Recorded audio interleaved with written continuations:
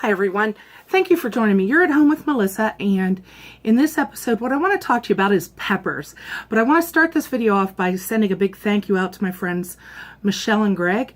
Michelle and Greg have a really large organic vegetable garden that they grow every year, and every year they share some of their harvest with friends. They have enough to more than feed their family, and they shared some peppers with me. And that's what's going to be the focus of our video today. Because what I want to talk about, and we're going to touch on a few other things as well, but I want to talk to you about how to store peppers. Now, we all know we can can them and we can dry them. We can pickle them. There are so many different ways that you can store peppers, but personally, my least favorite is canning. Not because of the work it entails, but I don't like regular just canned peppers as much as I like to store them in other ways. Now, first of all, as you see here, we have a lot to work with, so that's nice. These are hot peppers, and I worked with some mild peppers a little bit ago. And what you want to do, particularly if you're going to store any of the seeds from them, is when you start, you want to separate your mild peppers from your hot peppers. And the reason for this is, well, probably you want to know what kind of peppers that you're going to be eating when you store them as well. Know whether you're going to get a hot pepper or a mild pepper. But even if that's not the case, if you're going to save the seeds, you want to keep hot and mild peppers separated. Because if you end up growing them together, the hot peppers with the mild, they'll cross-pollinate, and that will kind of ruin the flavor of all of them. So you don't want to mix them, those seeds. You want to keep them separate. So separating them now is the best and most organized way to do that. Now you have to decide what you want. Well, okay, let me get these out of the way and tell you that first of all, what I did is I thought to myself, okay, how many peppers do I think I'm going to be able to use this week or in the next 2 weeks? And I cut them up and I stored them in a jar, glass jar. And this is to put it in the refrigerator. This is the way that I feel is best, that I have found through experience for me is the best, because they'll retain their crispiness and they'll last longer if stored in an airtight container. I prefer glass to plastic, not only for the environmental reasons, but also because, let's say have you ever gone to the store and bought bottles in plastic bottles of fizzy drinks, and you get them home and you set them in the refrigerator or on a countertop or what have you.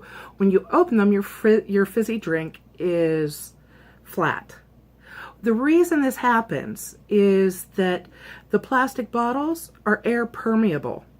So air can pass in and out of those bottles, and as they're stored, the carbon dioxide that gives your beverages their fizz just passes through that membrane, that plastic, and you lose your fizz.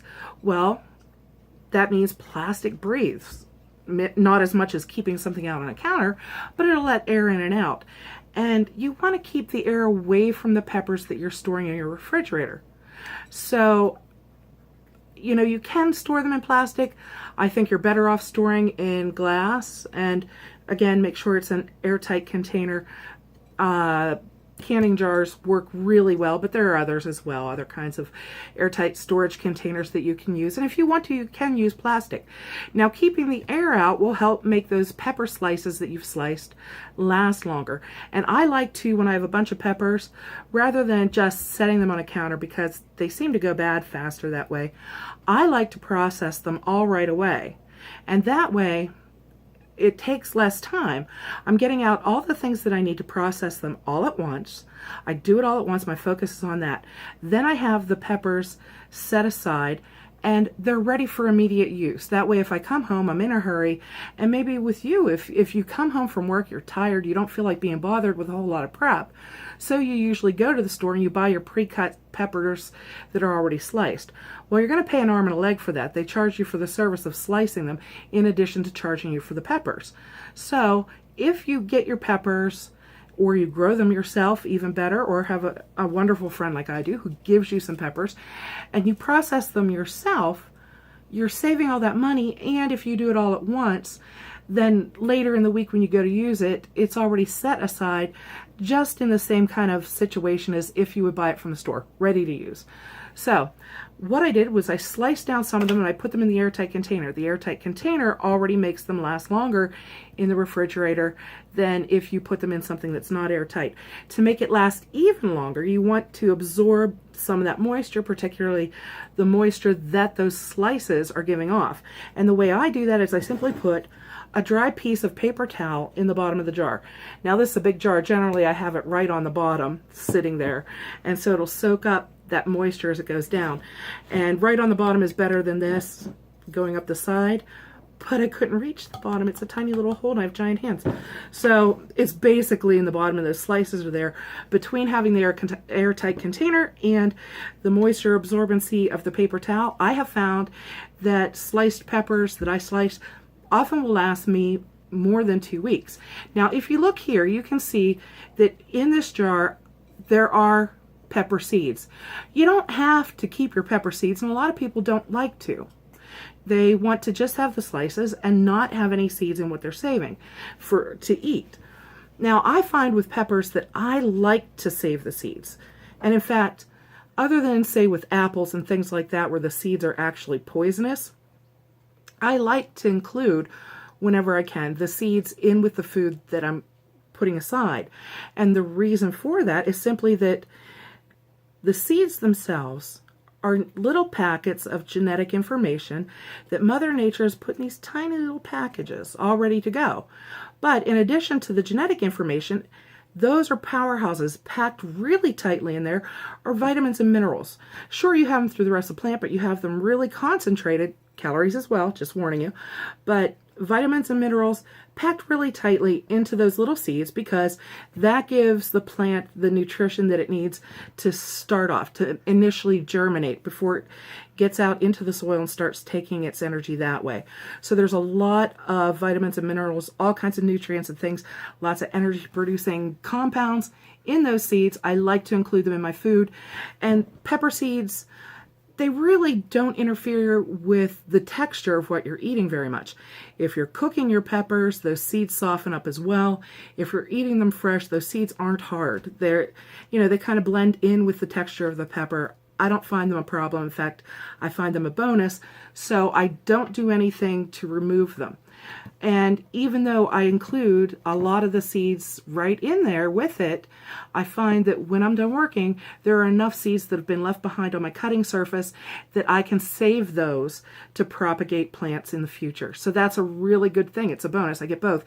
And in fact, this is a half-gallon jar. This amount of peppers, I got more than enough seed to propagate peppers for couple of years at least in the future. So, you're going to get enough seeds that you can afford to include some in your food.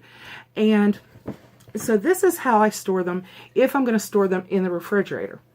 And if you want to know how to very easily either include or exclude your pepper seeds from your food, I'll show you here. I don't have any bell peppers left. Those are the ideal ones to show you this on. But you see that top? There's the stem, and then the hard bit right around the stem. Okay, you want to cut that out, particularly, there we go. And that leaves you with this. And you see that white fleshy center? Well, between the white fleshy center and the pulp on the outside, or the fruit on the outside, you can see that's where the seeds are. You see them there. So, if you want to include those in your food, just slice the pepper down as is. If you want to exclude the seeds, you need to remove that center and the seeds from it, and that's easy to do. Just give a little cut down the side of the pepper, or cut the whole way through it if you want, either way. And then you open the pepper up. And there, nice and handy, in the middle, you have that pulpy core and your seeds. So you rip that out. Hard to show you and do it at the same time, sorry.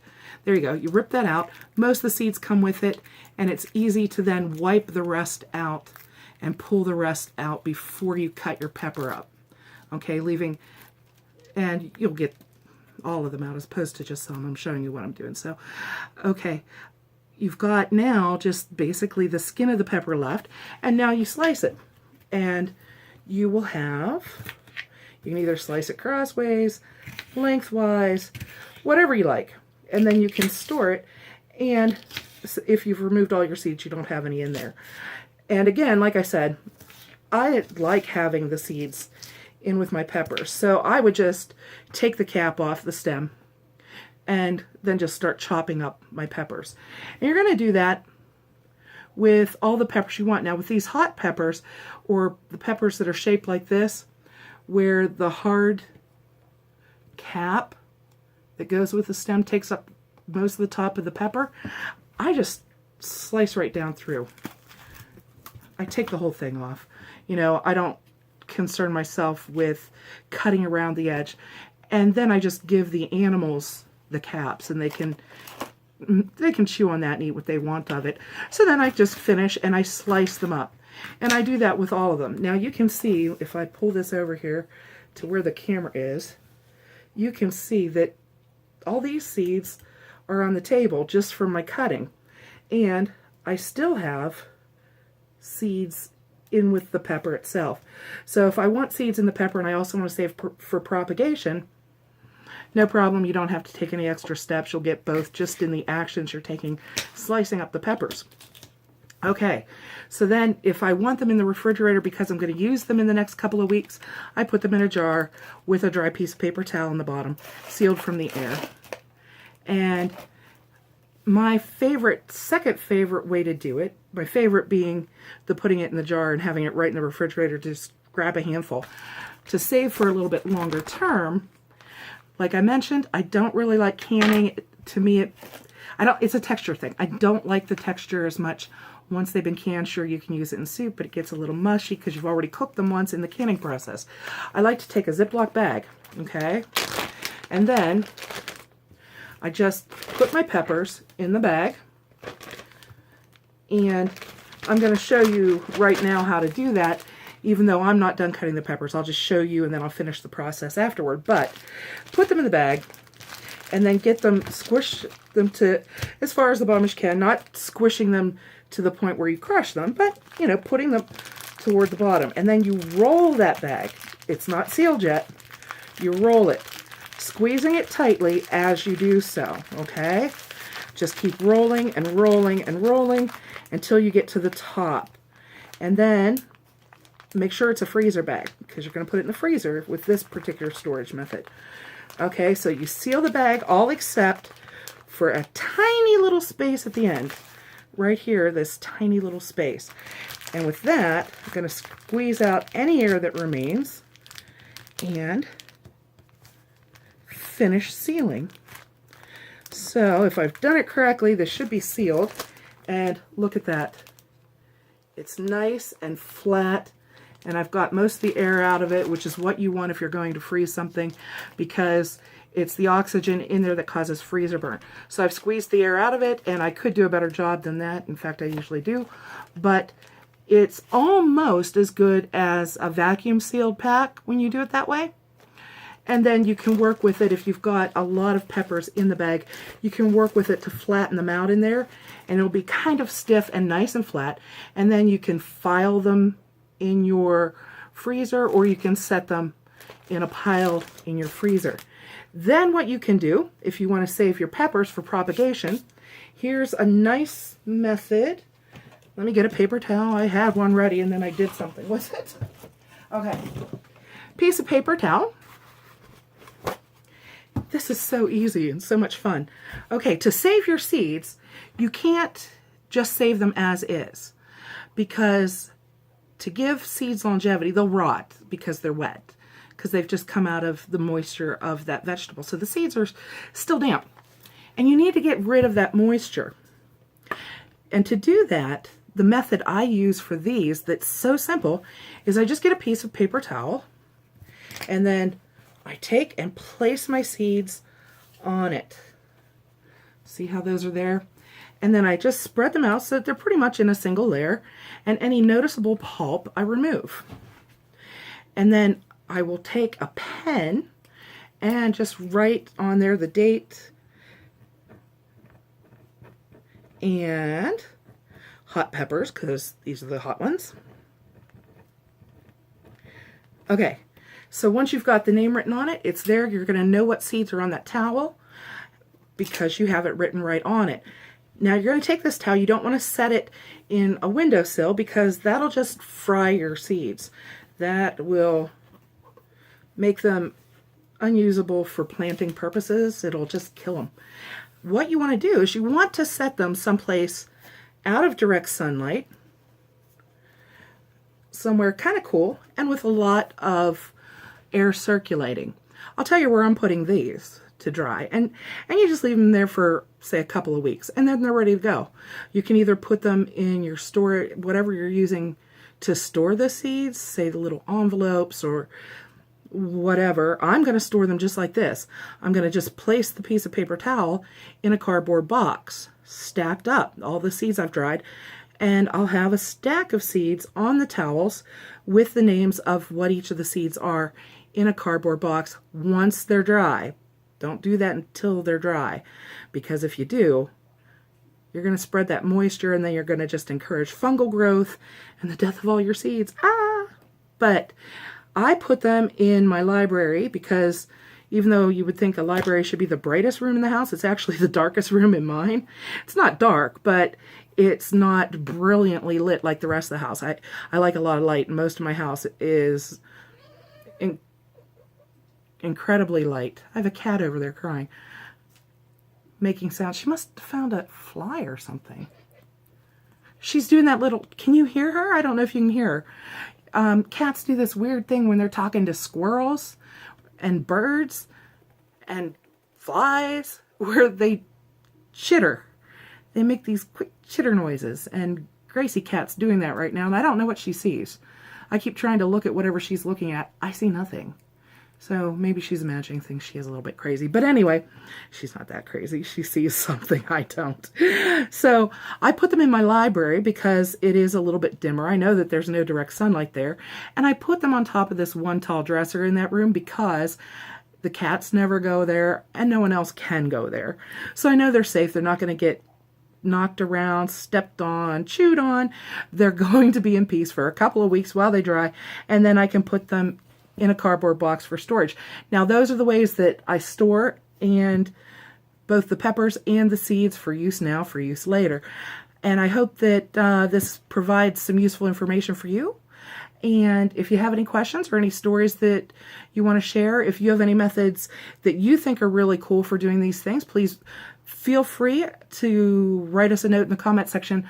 I'll enjoy reading it. I always enjoy reading my comments that I get from you guys, and I'm sure that everybody else does too. And in fact, you know, a lot of times you guys teach me things and